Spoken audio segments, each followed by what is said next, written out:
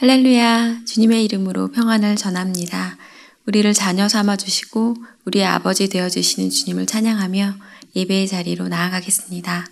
다 함께 사도신경으로 우리의 신앙을 고백하겠습니다. 나는 전능하신 아버지 하나님, 천지의 창조주를 믿습니다. 나는 그의 유일하신 아들, 우리 주 예수 그리스도를 믿습니다. 그는 성령으로 잉태되어 동정녀 마리아에게서 나시고 본디오 빌라도에게 고난을 받아 십자가에 못 박혀 죽으시고 장사된 지 사흘 만에 죽은 자 가운데서 다시 살아나셨으며 하늘에 오르시어 전능하신 아버지 하나님 우편에 앉아 계시다가 거기로부터 살아있는 자와 죽은 자를 심판하러 오십니다. 나는 성령을 믿으며 거룩한 공교회와 성도의 교제와 죄를 용서받는 것과 몸의 부활과 영생을 믿습니다. 아멘. 찬송가 299장 하나님 사랑은을 함께 찬양하시겠습니다.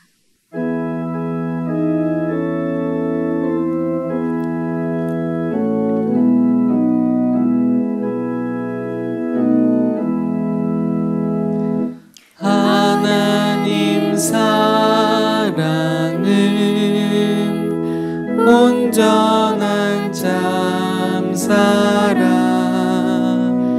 내 맘에 부어주시사 충만케 하소서. 내 주님 참사랑 햇빛과 같으니 그 사랑 내게 비추사 뜨겁게 하소서. 그 사랑 앞에는 풍파도 그치며 어두운 밤도 와나니 그 힘이 크도다. 하나님 사랑은 온전한 참사랑 내 맘과 영에 채우사 새 힘을 주소서.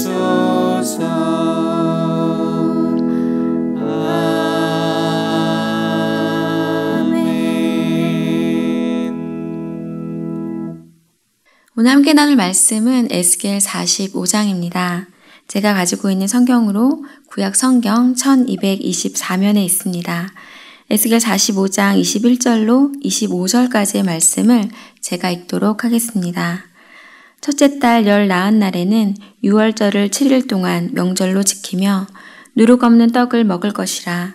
그날의 왕은 자기와 이 땅 모든 백성을 위하여 송아지 한 마리를 갖추어 속죄제를 드릴 것이요 또 명절 7일 동안에는 그가 나 여호와를 위하여 번제를 준비하되 곧 이래 동안에 매일 흠없는 숫송아지 7마리와 순양 7마리이며 또 매일 순염소 한 마리를 갖추어 속죄제를 드릴 것이며 또 소제를 갖추되 숫송아지 한 마리에는 밀가루 한 에바요 순양 한 마리에도 한 에바며 밀가루 한 에바에는 기름 한 흰씩이며 일곱째 달 15째 날에 7일 동안 명절을 지켜 속죄제와 번제며 그 밀가루와 기름을 드릴지니라.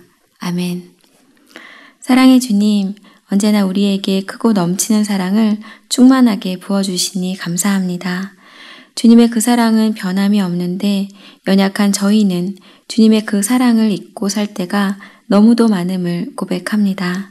주님, 우리의 연약함과 의지 없음을 불쌍히 여겨 주시옵소서. 어버이날을 맞아 육신의 부모님께 한 번 더 감사하는 마음을 표현하는 저희들 되게 하시며 우리의 영의 아버지이신 주님과 함께 오늘도 기쁨으로 살아가는 저희들 되게 하여 주시옵소서. 이제 말씀으로 나아갑니다. 말씀으로 우리를 날마다 새롭게 하시는 주님을 찬양하며 이 모든 말씀 우리 주 예수 그리스도의 이름으로 기도드립니다. 아멘. 에스겔 40장부터 시작된 에스겔의 성전 환상은 43장에서 번제단의 모양과 크기를 말씀하시고 번제단 위에서 어떻게 희생제사를 드려야 하는지 설명하시며 마쳐집니다. 이후 44장에서 여호와의 영광이 성전 동문을 통해 들어오고 그 문을 닫아두라고 말씀하시며 하나님이 우리와 영원히 함께 하실 것임을 약속하십니다. 사독의 자손 레위 사람들을 성별하여 제사장의 직무를 맡기시고 하나님이 제사장의 기업임을 말씀하십니다. 오늘 함께 나눌 에스겔 45장에서는 이스라엘의 공직자들인 제사장, 왕, 레위인들을 위해 거룩한 구역을 정할 것과 통치자들이 정의와 공의를 행할 것, 그리고 각종 절기와 그 규례들에 대해서 알려주십니다. 먼저 거룩한 구역입니다. 1절로 3절입니다. 너희는 제비 뽑아 땅을 나누어 기업으로 삼을 때에 한 구역을 거룩한 땅으로 삼아 여호와께 예물로 드릴지니 그 길이는 25,000척이요 너비는 10,000척이라. 그 구역 안 전부가 거룩하리라. 그 중에서 성수에 속할 땅은 길이가 500척이요 너비가 500척이니 네모가 반듯하며 그 외에 사방 50척으로 전원이 되게 하되 이 측량한 가운데에서 길이는 25,000척을 너비는 10,000척을 측량하고 그 안에 성소를 둘지니 지극히 거룩한 것이요. 하나님은 제비를 뽑아 땅을 나누어 기업으로 삼을 때 한 구역을 거룩한 땅으로 삼아 여호와께 예물로 드리라 라고 말씀하십니다. 화면을 보시면 가운데 위치한 성전을 중심으로 파란 박스로 거룩한 구역을 보실 수 있습니다. 거룩한 구역 한가운데에는 하나님의 임재 처소인 성전이 위치해 있습니다. 성전이 포함된 거룩한 구역 중 일부분은 하나님께 가까이 나아가서 성소에서 수종드는 제사장들의 몫으로 주어졌습니다. 4절입니다. 그곳은 성소에서 수종드는 제사장들, 곧 하나님께 가까이 나아가서 수종드는 자들에게 주는 거룩한 땅이니 그들이 집을 지을 땅이며 성소를 위한 거룩한 곳이라. 제사장들은 성전과 가까운 곳에 집을 짓고 살면서 성전에서 수종드는 제사장의 직분을 감당했습니다. 하나님은 거룩한 구역의 중심에 성전을 두시고 가장 가까운 곳을 제사장을 위한 곳으로 성별하십니다. 성전 위쪽으로는 레위 사람들을 위한 땅입니다. 5절입니다. 또 길이는 25,000척을 너비는 10,000척을 측량하여 성전에서 수종드는 레위 사람에게 돌려 그들의 거주지를 삼아 마을 20을 세우게 하고 레위 사람들은 제사장을 도와 성전에서 수종드는 일을 함께 했기 때문에 성전과 가까운 곳에 마을을 세우고 살도록 하십니다. 여호수아 때에는 제사장과 레위 사람들이 이스라엘 전역에 흩어져서 살았습니다. 화면의 왼쪽 그림입니다. 각 지파별로 레위 사람의 성읍의 수가 까만 점으로 표시되어 있는 것을 볼 수 있습니다. 이렇게 이스라엘 전역에 흩어져 살던 레위 사람들은 이제 회복된 이스라엘의 새 성전에서는 성전과 가장 가까운 곳에서 모여 살게 됨을 봅니다. 화면의 오른쪽 그림입니다. 성전을 중심으로 제사장과 레위 사람들이 살게 되는 새 성전의 그림은 출애굽 당시 성막 중심으로 이스라엘 12지파가 배치되었던 것을 기억나게 합니다. 출애굽 후 이스라엘 백성들은 성막을 중심으로 생활했습니다. 화면에 파란색 박스로 표시된 성막을 중심으로 동, 서, 남, 북으로 아론 자손과 레위의 세 아들인 게르손, 고핫, 무라리의 자손이 배치됩니다. 그 바깥으로 12지파가 세 지파씩 배치되어 광야 생활을 했습니다. 그들 삶의 중심에는 성막이 있었습니다. 에스겔이 본 환상 속의 성전도 그들 삶의 중심에 위치함을 봅니다. 회복된 이스라엘 땅은 성전을 중심으로 배치되어 있음을 알 수 있습니다. 하나님은 새로운 성전과 그 성전을 중심으로 하는 새로운 땅에 대한 환상을 보여주시며 제일 먼저 거룩한 구역을 정하셨습니다. 그 거룩한 구역 가장 중심에 성소가 있는 성전을 두심으로 우리 삶의 중심에 무엇이 있어야 하는지 알려주십니다. 우리 삶의 거룩한 구역이 있는지, 우리 삶의 중심에 성소가 있는지, 우리 삶에 거룩과 구별이 있는지 하나님은 에스겔 45장을 통해서 우리에게 묻고 계십니다. 두 번째로 하나님은 통치자들을 향해서 정의와 공의를 행하라고 말씀하십니다. 9절입니다. 주 여호와께서 이같이 말씀하셨느니라. 이스라엘의 통치자들아, 너희에게 만족하니라.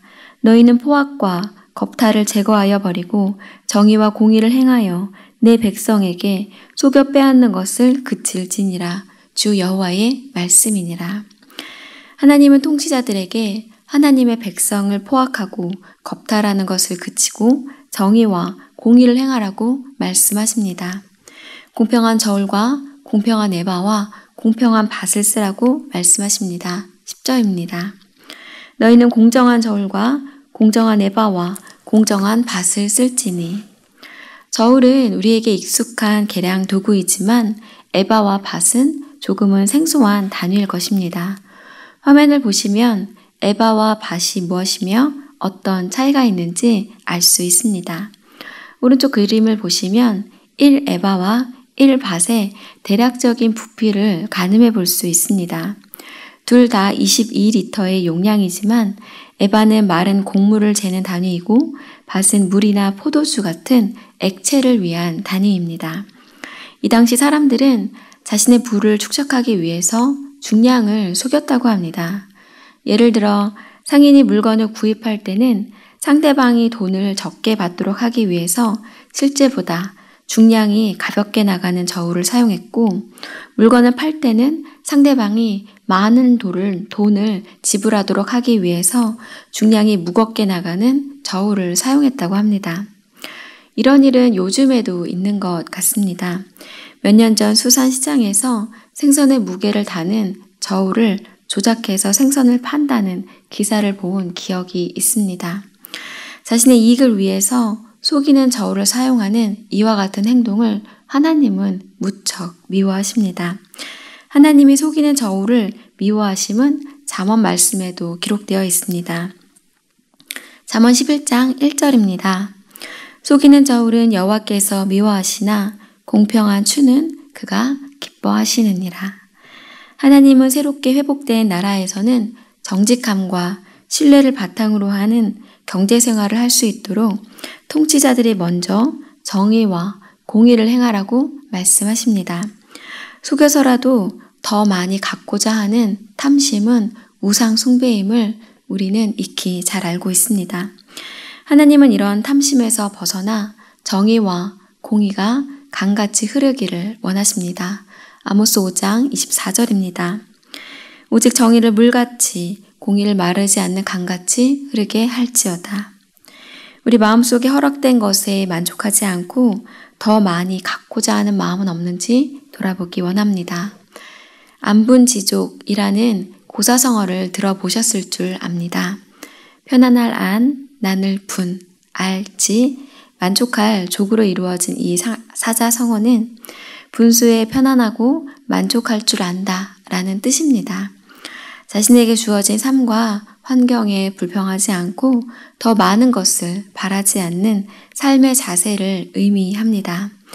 남과 비교해서 더 많이 갖기 위해 초조해하거나 명예를 더 얻지 못해서 걱정하는 것이 아니라 현재 형편에 맞춰 살면서도 마음이 편안한 상태를 안분지족이라고 합니다. 하나님의 자녀, 그것 하나만으로도 감사하고 기뻐할 수 있는 그 마음이 안분지족하는 저희들의 마음일 것입니다. 세상에 줄 수도 알 수도 없는 그 평안함은 탐심이 없는 마음으로부터 하나님의 자녀됨에 기뻐하는 마음으로부터 시작되는 것일 것입니다. 마지막으로 각종 절기들에 대한 규례입니다. 17절입니다. 군주의 본부는 번제와 소제와 전제를 명절과 초하루와 안식일과 이스라엘 족속의 모든 정한 명절에 갖추는 것이니 이스라엘 족속을 속죄하기 위하여 이 속죄제와 소제와 번제와 감사 제물을 갖출지니라. 하나님은 명절과 초하루와 안식일과 이스라엘 족속의 모든 정한 명절에 번제, 소제, 전제를 드릴 것을 말씀하십니다. 제일 먼저 새해 1월 1일에 해야 할 일은 성소를 정결하게 하는 것이었습니다. 18절로 20절입니다.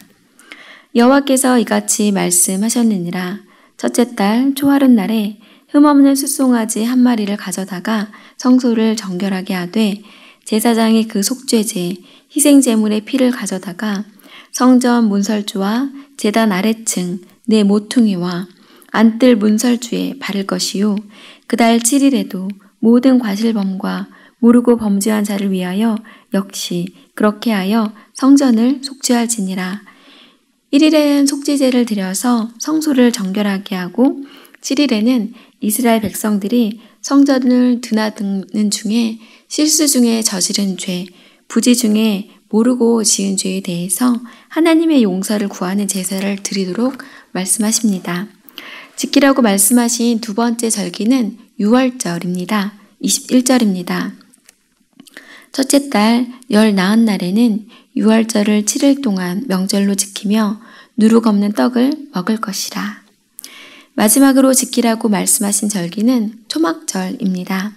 일곱째 달 15째 날에는 7일 동안 명절을 지켜 속죄제와 번제며 그 밀가루와 기름을 드릴지니라. 신년절, 유월절, 초막절의 절기를 지키며 그때까지 그들을 지키고 보호하신 하나님의 은혜를 잊지 말라고 하나님은 말씀하고 계신 것입니다. 하나님은 레위기를 통해서 5대 제사와 7대 절기로 하나님께 어떻게 나아가고 하나님의 그 풍요로우심과 은혜로움을 어떻게 삶 가운데 누릴 수 있는지를 알려주셨습니다. 번제, 내 삶의 전부를 드리고 있는지, 소제, 내 삶의 가장 최고의 것을 드리고 있는지, 화목제, 하나님과 화목하고 이웃과 화목하는 삶을 살고 있는지, 속죄제, 나는 본질상 진노의 자녀이며 죄인임을 나는 인정하는지, 속건제, 내가 타인에게 잘못한 것이 있다면 그것을 인정하고 그것에 대해서 변상할 마음은 있는지 하나님은 우리에게 5대 제사를 통해서 묻고 계십니다. 그런 삶의 자세로 하나님께 나아갔을 때 하나님은 우리에게 7대 절기를 통해서 하나님의 그 부요하심을 누릴 수 있도록 해 주십니다. 그리고 그 누림과 회복은 나로부터 시작해서 우리의 가족과 우리의 이웃과 나아가서는 만물에게까지 이르러서 만물이 충만하게 회복되기를 바라는 것이 하나님의 마음이십니다. 5대 제사와 7대 절기는 올라가는 화살표, 내려오는 화살표, 그리고 옆으로 뻗어가는 화살표로 표현할 수 있습니다. 그리고 이 모든 것의 시작은 예배입니다. 예배가 무너지면 삶이 무너진다는 것을 경험해 보신 분은 아실 것입니다. 오늘 본문에서 하나님이 거룩한 구역을 정하시고 이스라엘 백성들의 삶의 중심에 성소가 있어야 함을 하나님은 말씀하셨습니다. 그와 같이 우리 삶의 중심에 성소가, 성전이, 교회가 있어야 할 것입니다. 우리 마음의 중심에 주 예수 그리스도가 좌정하셔야 합니다. 혹 내 마음의 의자에 다른 것이 앉아 있다면 우리의 자녀가, 남편이, 직장이, 건강이, 돈이 앉아 있진 않은지 우리는 뒤돌아보고 만약에 그렇다면 이제는 그 자리를 우리 주 예수 그리스도에게 내어드려야 할 것입니다. 우리 삶의 탐욕이 아닌 정의와 공의가 강같이 흐를 수 있도록 우리의 삶을 정돈해야 할 것입니다.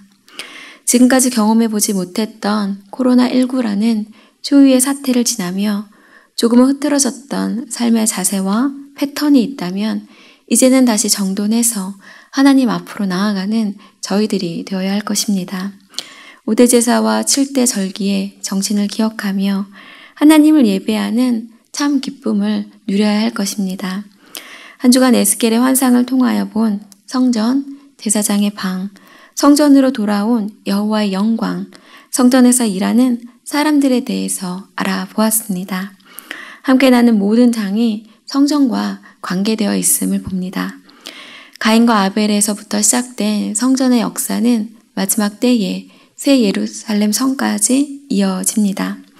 그날과 그때 그리고 그곳에 대해서 우리는 알 수 없지만 기억해야 할 키워드는 예배, 거룩, 구별됨입니다. 죄인인 우리가 거룩하게 구별되어 하나님 앞으로 나아갈 수 있도록 단번에 온전히 영원히 하나님께 희생 제사를 드렸던 우리 주 예수 그리스도를 우리는 기억해야 할 것입니다. 예수 그리스도의 보혈의 능력에 기대어서 오늘 하루도 우리의 죄를 고백하고 다시 한번 하나님 앞에서 정결함으로 거룩함으로 구별되는 저희들이 되어야 할 것입니다. 하나님이 말씀하신 정의와 공의가 우리의 삶에 강같이 흐를 수 있도록 정직한 삶의 예배를 드리는 저와 여러분이 되시기를 주님의 이름으로 부탁을 드립니다. 아멘. 하나님, 한 주간 에스겔의 성전 환상을 통하여 우리에게 성소 중심의 삶을 살아야 함을 알게 하시니 감사합니다. 하나님을 향해 거룩함으로 정결함으로 구별하여 나아갔을 때 하나님의 생명과 부요를 누리며 살 수 있음을 알게 하시니 감사합니다. 주님, 우리의 예배가 회복되기 원합니다. 예배를 사모하는 마음 허락하시고 예배를 통하여 말씀하여 주시는 주님을 경험하는 그런 예배되게 하여 주시옵소서. 우리를 참으로 사랑하셔서 우리를 자녀 삼아 주심에 감사드리며 이 모든 말씀 우리를 위하여 희생 제물 되신 우리 주 예수 그리스도 이름으로 기도드립니다. 아멘. 이제 기도의 자리로 나아가겠습니다. 기도 제목 함께 나누겠습니다. 우리 삶의 중심에 성소가 주 예수 그리스도가 있게 하소서. 5대 제사와 7대 절기를 통해 하나님께 나아가 하나님과 동행하는 저희들 되게 하여 주시옵소서. 질병과 그 여파로 인해 위기 속에 있는 모든 이들에게 주님의 자비를 베풀어 주옵소서. 코로나19 바이러스의 전 세계적인 확산이 속히 멈추게 하시고 지역사회 감염이 사라지고 바이러스가 소멸되게 하소서. 말씀을 기억하시며 이와 같은 기도 제목 가지고 2, 3분 정도 간절함으로 기도하도록 하겠습니다. 기도하시겠습니다.